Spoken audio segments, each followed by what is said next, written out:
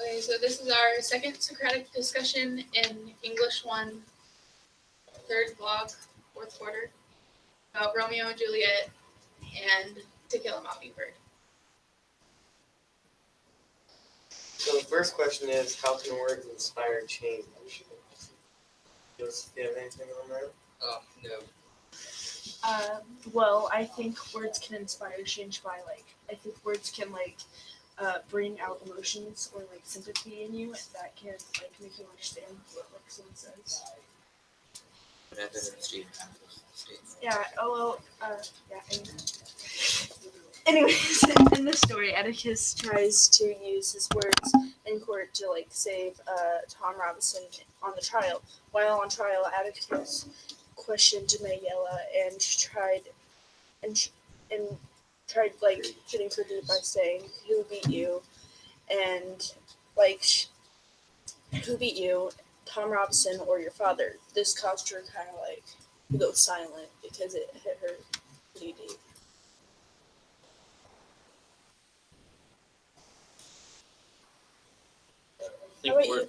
I think words can influence people, and the words can inspire people to do something that they don't want to. Austin, you got anything? Yeah, I think that it can give people different perspectives on how something is going on or how something is happening or why it happened.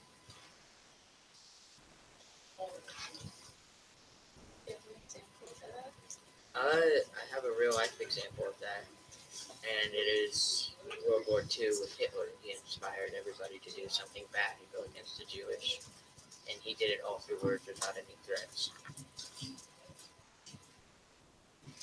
What words of wisdom does To Kill a Mockingbird teach? I think it teaches all people deserve to be treated equally, regardless of their race or social status. I agree with that because I also put down. I do believe that everyone's equal. Even for some people might have they might be better at something, but they're all still equal. Becky, you got anything?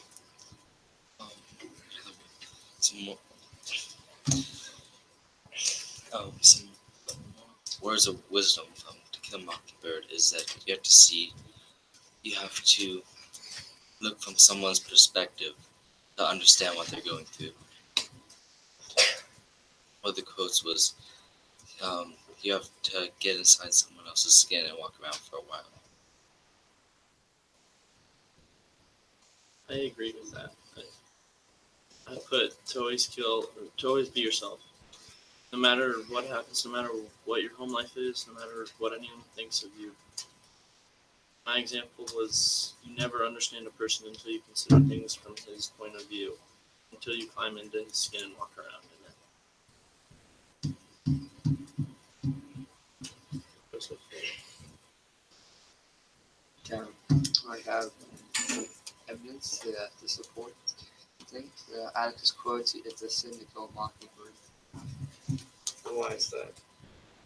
Because mockingbirds make music. They don't do anything wrong. How is that evidence to back up what they say? What do you mean? What is that evidence of?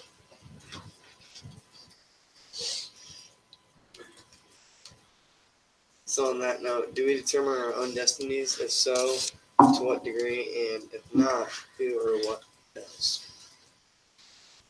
I believe we do. We can decide our destinies because we can make decisions that can change the future in huge ways, and destiny can't be decided.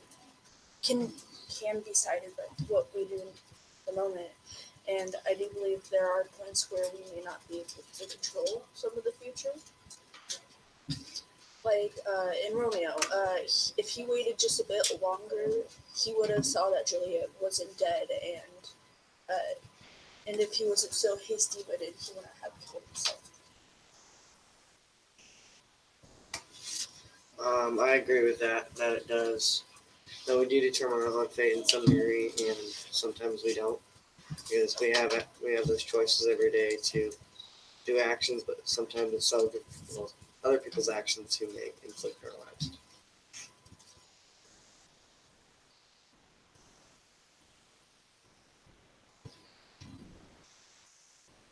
How about you, F?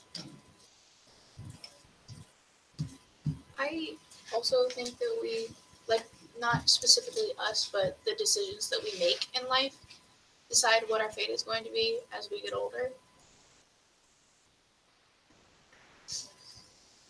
Okay, do you have any input to put on this topic? I agree with Kimberly that we do determine our own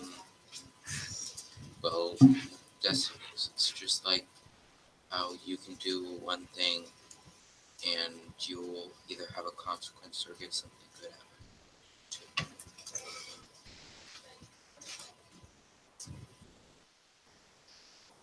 How are Romeo and Juliet and Shakespeare still relevant today?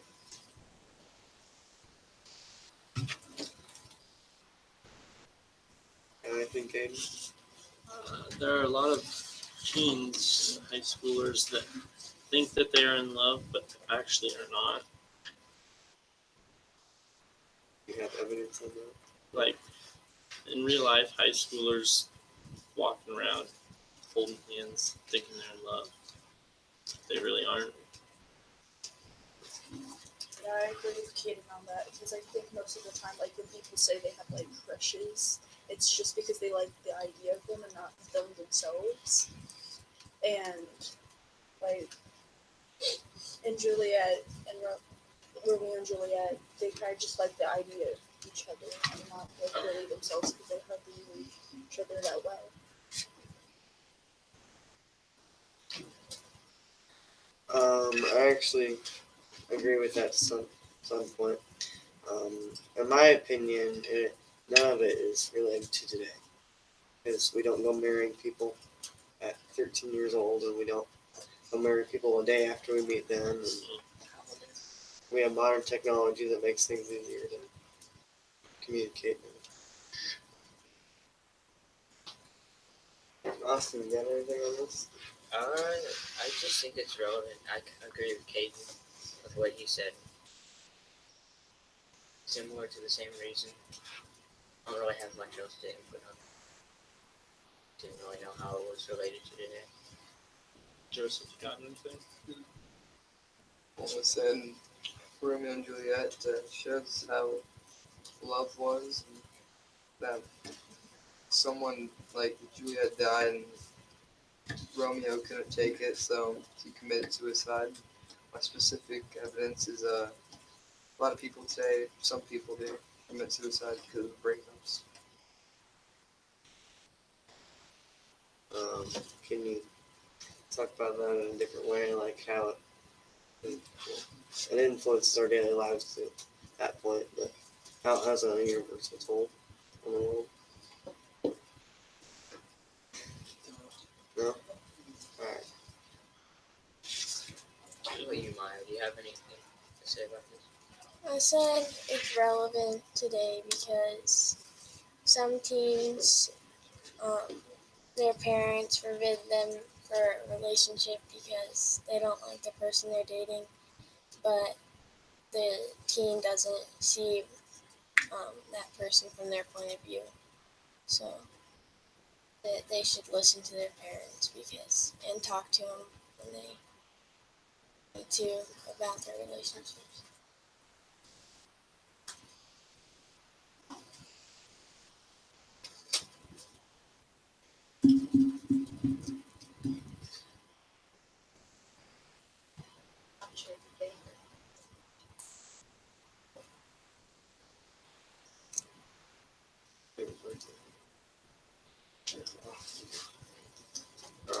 Kate, did you have any favorite parts of To Kill a Mockingbird or Romeo and Juliet?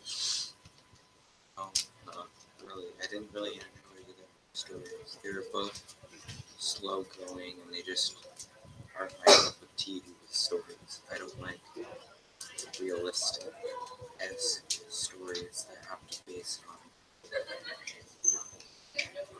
more modern stories, but more stories than I What kind of modernized stories do you enjoy? Modernized stories. What you said. Like modern Examples stories. of them.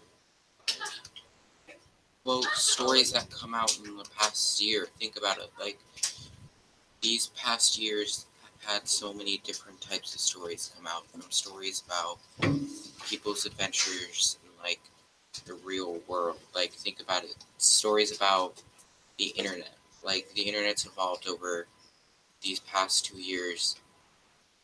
Even if you didn't notice it, it's evolved and gotten better over seconds every single day. It gets better. How do you feel about the I Survived stories? What?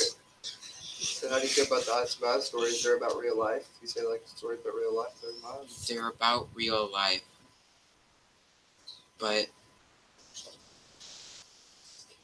I would like more in depth. They're too short. There's not enough detail to them. But what does this have to do with what we're talking I about? personally think there's enough detail on them, but Good for you. yeah, I don't say that. Bethany, what would you like about To Kill a Mockingbird? And Romeo and Juliet. In Romeo and Juliet, this is gonna sound really bad, but I liked it when they died. Because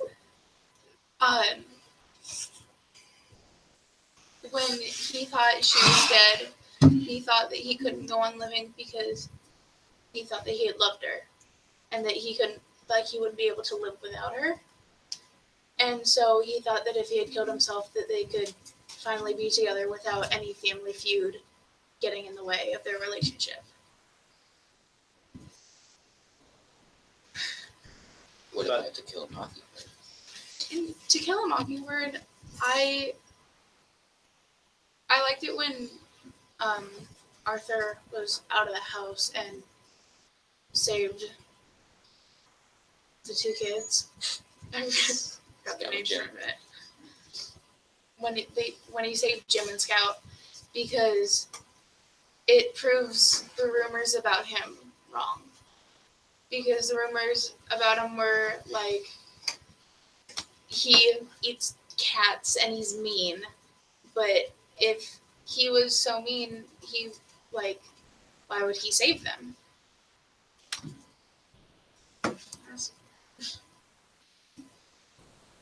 What about you, Michael? I'm going to go with Ethne on my favorite part was actually when they passed away together, because it showed how harsh decisions have consequences and sometimes they're life or death if you don't think them through on a daily basis. I agree with that. We haven't heard from you for a while, Buck. What are your thoughts?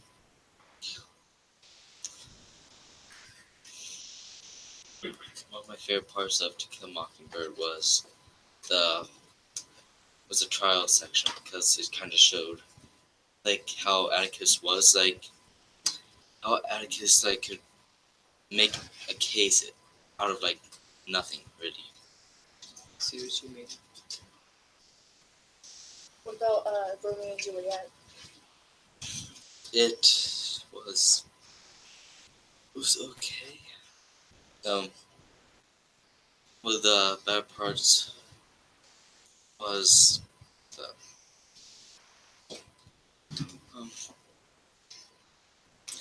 bad parts of it was some of the fight scenes, I guess.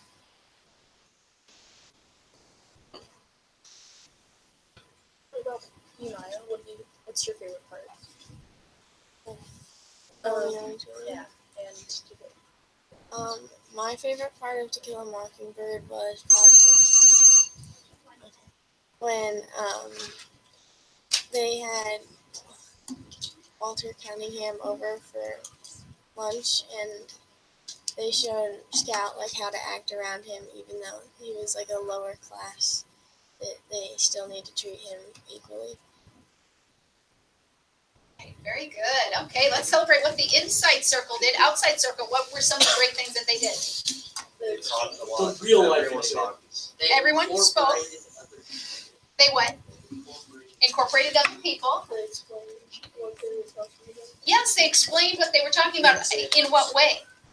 Kale? Examples. Examples, yeah, examples from the text. Very good. What else did they do well? Dustin? I had but quoted the book To Kill a Mockingbird. Yeah, we had quite a bit of quoting, especially, I would say Ethne Buck and Kimberly had, and then we had a couple other smaller quotes, but used the book, the texts, as very good evidence to support their claim. Yeah. What else? Could you hear everyone? Yeah. Pretty much? Yeah. Okay. Mine's quiet. Little quiet. Mine's just quiet. So we still have to be cognizant, aware of our volume because it's hard to understand someone if you can't hear them. But yeah, what are some things outside circle that you're going to want to keep in mind so that you can improve on what the inside circle did? Explain and improve. Okay, in what way? Explain, like, in detail what. Okay, explain in detail what you mean using what? Textual evidence. Yep, Dawson. We talked about how they incorporated other people, but I thought that maybe they did a little bit too much, and maybe we down in marks. Okay, in what way do you mean that? Because I guess I noticed something about that. I'm not sure I'm thinking the same thing that you were thinking. You don't want as many people incorporated, Maybe or instead of incorporating other people, maybe just say what you think about that topic. okay, so some of the people who were inviting in hadn't really shared their opinion yet. Okay, so that's one thing. Another thing I noticed when you did a great job of incorporating other people, but it was oftentimes, what do you think? What do you think? What do you think? And remember, our goal is to build on the ideas of each other. So when one person shares and another person comes in, connect those ideas. Okay, I like what Joseph said about To Kill a Mockingbird. I also think that, okay, so make sure that we're connecting versus just putting out lots of different ideas, all right? That's part of the exchange of ideas, not just the sharing. If you share it, you say it, and then it can drop. But when you exchange, you give something and someone else gives something back. That's the connection, okay? Great job. We're going to quickly and quietly switch rounds. Okay.